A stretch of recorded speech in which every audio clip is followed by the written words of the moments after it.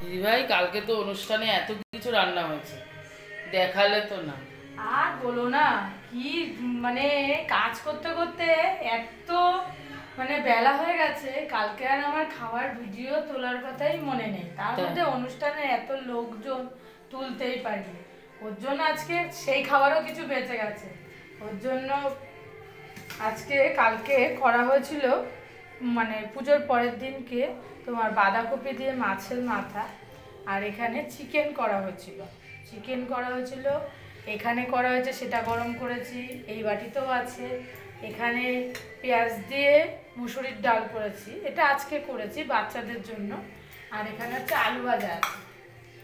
আর এখানে এখনো একটু রান্না করব, সেটা হচ্ছে বেগুন দিয়ে আমুদি মাছ, হ্যাঁ, বড়ি দিয়ে ধনেপাতা দিয়ে রান্না করব।